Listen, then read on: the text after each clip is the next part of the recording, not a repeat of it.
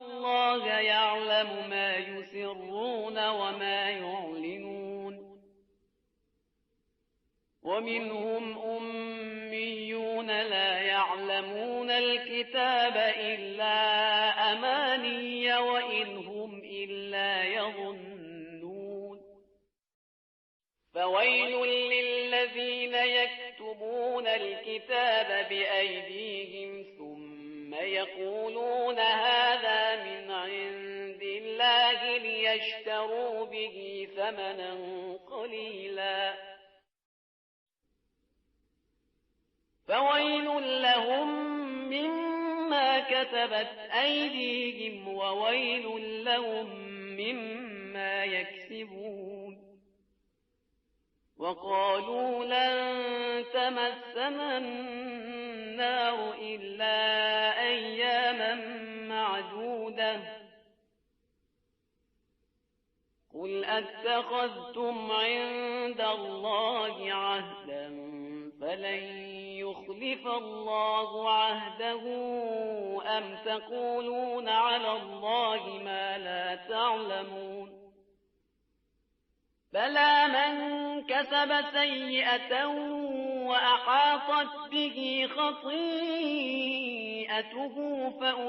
فأولئك أصحاب النار هم فيها خالدون والذين آمنوا وعملوا الصالحات أولئك أصحاب الجنة هم فيها خالدون وإذ أخذنا ميثاق بني إسرائيل لا تعبدون إلا الله وبالوالدين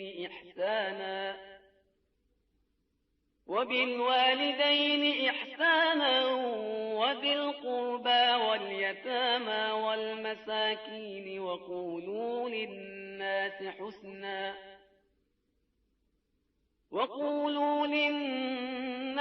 حسنا وأقيموا الصلاة وآتوا الزكاة ثم توليتم إلا قليلا منكم وأنتم معرضون وإذ أخذنا ميثاقكم لا تسفكون دماءكم ولا تخرجون الله اعوذ باللہ من الشیطان الرجیم بسم اللہ الرحمن الرحیم الحمد للہ رب العالمین والصلاة والسلام علی اشرف الانبیاء والمرسلین واہل بیتہ الطیبین الطاہرین المعصومین اما بعد۔ سورہ بقرہ آیت نمبر 77 سے 83، آیت نمبر 77 ٹو آیت نمبر 83۔ پروردگار عالم بنی اسرائیل ہی کے معاملے کو آگے مزید کنٹینیو کرتے ہوئے یہ ارشاد فرماتا ہے کہ یہ وہ لوگ ہیں کہ کیا یہ نہیں جانتے کہ اللہ کو علم ہے جو یہ چھپاتے ہیں اور جس کا یہ اعلان کرتے ہیں۔ گزشتہ آیت کے اندر پروردگار عالم نے یہود میں سے جو منافقین تھے ان کی روش کو بتایا تھا، اور ظاہر ہے کہ وہ مسلمانوں کو دھوکہ دینے کی کوشش کر رہے تھے، ان میں سے وہ کہ جنہوں نے خاص طور پر نفاق کو اختیار کر لیا تھا۔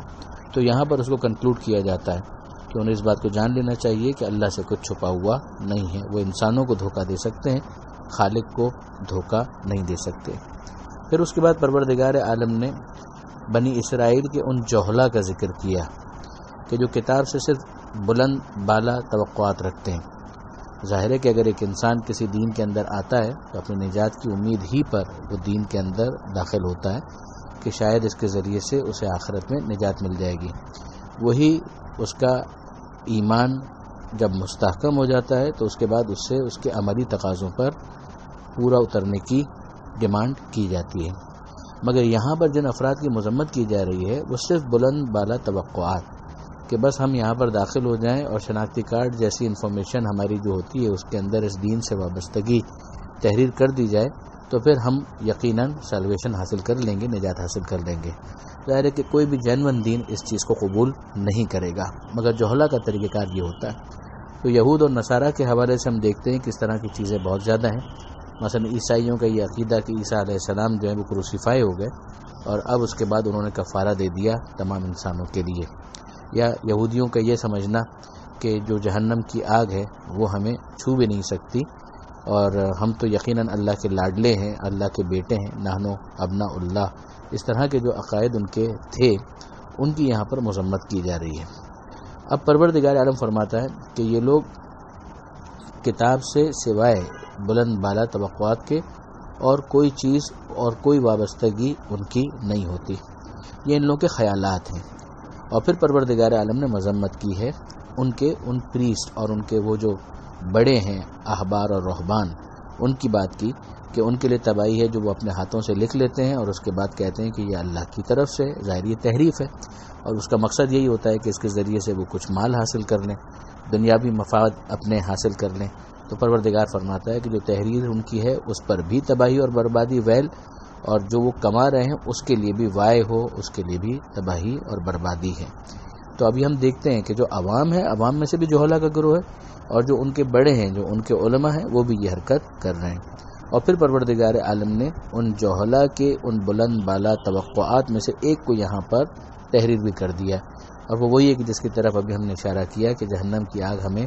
چھو بھی نہیں سکتی، اور اگر جہنم کی آگ نے ہمیں جلایا بھی تو ان دنوں کی حد تک ہی ہمیں ماخوذ کیا جائے گا کہ جن میں ہمارے بزرگوں نے گوسالہ پرستی کی تھی، بچھڑے کی پوجا کی تھی، یعنی 40 دن۔ پروردگار فرماتا ہے کہ کیا تم لوگوں نے اللہ سے کوئی وعدہ لے لیا ہے کہ جس کی وہ خلاف ورزی نہیں کرے گا؟ یعنی یہ تمہاری خیالی باتیں ہیں، تم اللہ کے بارے میں وہ بات کر رہے ہو کہ جس کا تمہیں علم نہیں ہے۔ پھر معیار دیتے ہوئے ارشاد فرمایا کہ وہ جنہوں نے برائی حاصل کی ہے، گناہ کیا ہے، اور اس حد تک کہ غلطی نے انہیں گھیر لیا ہے، وہ لوگ اہل جہنم ہیں اور وہ اس میں ہمیشہ رہیں گے۔ ایک تو وہ گنہگار ہے کہ جو اپنے گناہ کی طرف متوجہ ہوتا ہے اور توبہ کی طرف آتا ہے، اس کی معافی کی گنجائش ہے، مگر وہ کہ جو گناہوں کی دلدل کے اندر دھنستا چلا جائے۔ پھر پروردگار عالم فرماتا ہے یقیناً وہ لوگ کہ جو ایمان لائے اور جنہوں نے اعمال صالحہ کو انجام دیا، یہ اہل جنت ہیں جو جنت کے اندر ہمیشہ ہمیشہ رہیں گے۔ یہاں پر بھی آپ دیکھ لیں کہ دونوں چیزوں کو سائیڈ بائی سائیڈ رکھا گیا، ایمان یعنی عقائد اصول دین کے اندر بھی وہ درست ہوں، اور اعمال صالحہ یعنی فروع دین پریکٹسز کے اندر بھی صحیح طریقے سے وہ اس پر عمل کر رہے ہوں۔ تو پھر اس کے بعد خدا نے جنت کی ضمانت دی ہے۔ پھر بنی اسرائیل کا ذکر کرتے ہوئے 10 احکام کا تذکرہ کیا گیا کہ ان سے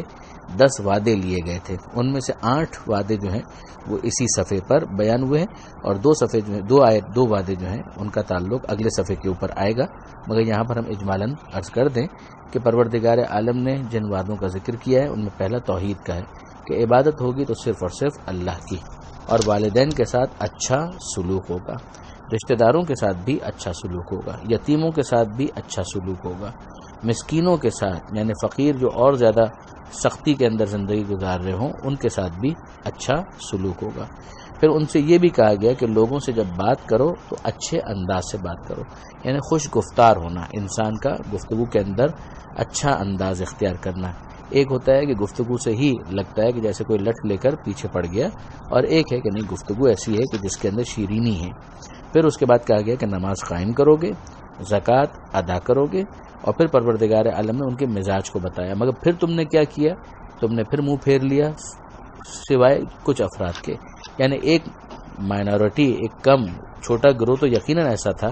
کہ جو اپنے وعدے پر باقی رہا، لیکن ایک بڑی تعداد نے اس وعدے کو پورا نہیں کیا اور تم لوگ اعراض کرنے والے ہی تھے، یعنی پلٹ جانے والے ہی تھے۔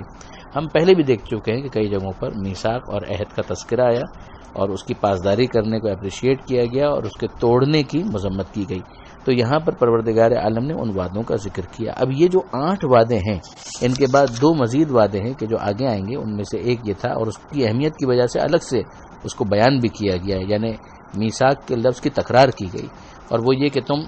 کسی کا خون نہیں بہاؤ گے، خون ریزی نہیں کرو گے، اور کسی کو در بدر نہیں کرو گے، بے گھر نہیں کرو گے۔ یہ 10 بہت اہم نکات ہیں کہ جن کو یہاں پر بیان کیا گیا۔ میں تکرار کر دیتا ہوں، توحید، عبادت صرف اللہ کی، والدین کے ساتھ، رشتہ داروں کے ساتھ، یتیموں کے ساتھ اور مسکینوں کے ساتھ اچھا سلوک، لوگوں سے جب گفتگو کرو گے تو اچھی طرح سے گفتگو کرو گے، نماز قائم کرو گے، زکوٰۃ ادا کرو گے، اور پھر دو اور چیزیں کہ جن کو الگ سے بیان کیا گیا، خون ریزی نہیں کرو گے اور کسی کو در بدر نہیں کرو گے، بے گھر نہیں کرو گے۔ پروردگار عالم سے دعا ہے وہ قرآن مجید سمجھنے اور اس پر عمل کرنے کی توفیق عطا فرمائے اور وارث قرآن امام زمانہ کے ظہور میں تعجیل فرمائے۔ وآخر دعوانا ان الحمد للہ رب العالمین، والسلام علیکم ورحمۃ اللہ وبرکاتہ۔